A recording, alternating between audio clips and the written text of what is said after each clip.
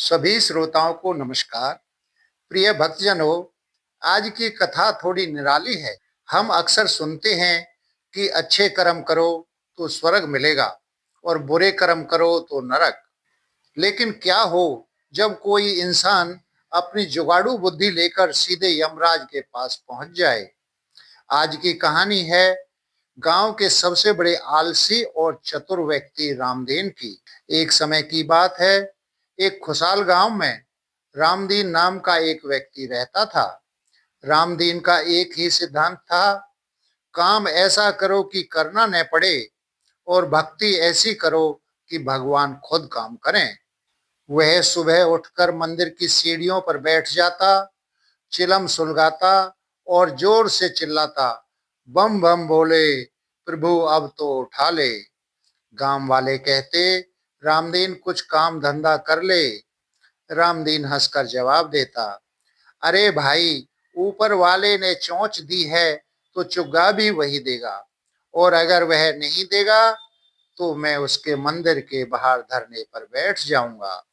एक दिन यमराज के दरबार में रामदीन की फाइल खुली। चित्रगुप्त जी ने अपना चश्मा ठीक किया और बोले, महाराज, इस रामदीन का समय पूरा हो गया है, लेकिन समस्या यह है कि इसने न तो कोई बड़ा पुण्य किया है और न ही कोई बड़ा पाप। इसने बस सारा जीवन जुगाड़ में बिता दिया। यमराज ने आदेश दिया, ले आओ इसे, इसका फैसला हम स्वयं करेंगे। यमदूत धरती पर पहुंचे यमदूत धरती पर पहुंचे। रामदीन नीम के पेड़ के नीचे सो रहा था। जैसे ही यमदूतों ने उसे जगाया, रामदीन बोला, अरे भाई, तुम लोग थोड़े लेट हो गए। मैंने तो कल ही महादेव से कहा था कि कोई अच्छी सी पालकी भेजना। तुम लोग ये भैंसा लेकर आ गए। चलो खैर, पैदल चलने से तो अच्छा ही है। यमदूत चकरा गए। आज तक किसी ने यमराज की सवारी को पैदल चलने से अच्छा नहीं कहा था। रामदीन को चित्रगुप्त के सामने लाया गया। चित्रगुप्त कहने लगे, रामदीन, तुम्हारे खाते में सिर्फ एक पुण्य है। तुमने एक बार एक भूखे कुत्ते को अपनी रोटी दी थी। रामदीन बोला, जी हाँ महाराज, और वो रोटी भी मैंने पड़ोस के हलवाई की दुकान से उधार ली थी। चित्रगुप्त ने सिर पकड़ लिया, और पाप, तुमने जिंदगी भर काम नहीं किया, झूठ बोला और सबको बेवकूफ बनाया। रामदीन बड़े ही भोलेपन से बोला, महाराज, झूठ बोलना तो मार्केटिंग है और काम न करना स्मार्ट वर्क। आप इसे पाप की कैटेगरी में क्यों डाल रहे हो?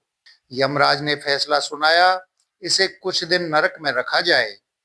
रामदीन चिल्लाया, रुको, मेरे पास एक कूपन है। यमराज चौंके, कैसा कूपन?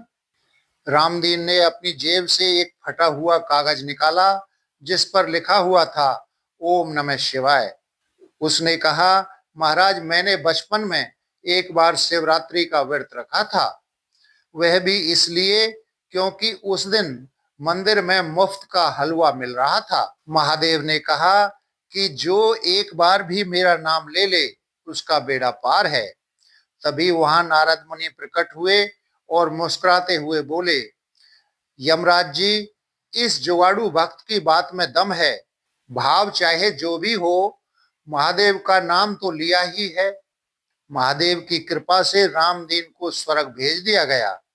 स्वर्ग पहुंचते ही रामदीन ने देखा कि चारों तरफ शांति है और देवता अमृत पी रहे हैं। रामदेव ने इंद्रदेव को देखा और बोला, महाराज, ये स्वर्ग तो बड़ा पुराने स्टाइल का लग रहा है, थोड़ा लाइटिंग वाइटिंग करवाइए। और ये अमृत, क्या ये शुगर फ्री है? आजकल स्वर्ग में भी डाइट का ध्यान रखना पड़ता है। इंद्रदेव परेशान हो गए। उन्होंने महादेव से प्रार्थना की, प्रभु, ये कैसा भक्त भेज दिया? ये तो स्वर्ग को भी रीमॉडल करवाने की बात कर रहा है। अंत में स्वयं भगवान शिव प्रकट हुए। रामदीन उनके चरणों में गिर पड़ा। महादेव बोले, रामदीन, तेरी चतुराई और तेरी निष्पाप शरारत ने मुझे प्रसन्न किया। तूने जीवन भर किसी का दिल नहीं दुखाया, भले ही तूने काम नहीं किया।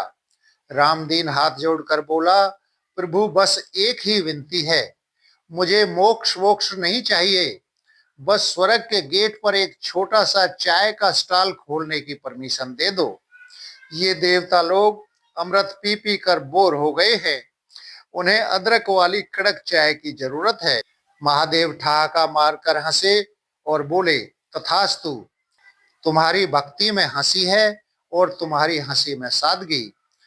तो भक्तों, इस कहानी से हमें यह सीख मिलती है कि भगवान केवल आपकी तपस्या नहीं, आपका सरल स्वभाव और प्रेम भी देखते हैं। रामदीन भले ही जुगाड़ू था, लेकिन उसके मन में किसी के लिए ईर्ष्या या द्वेष नहीं था। इसलिए हंसते रहिए और मुस्कुराते हुए बोलिए, हर हर महादेव। मिलते हैं किसी नई कहानी में, तब तक के लिए नमस्कार।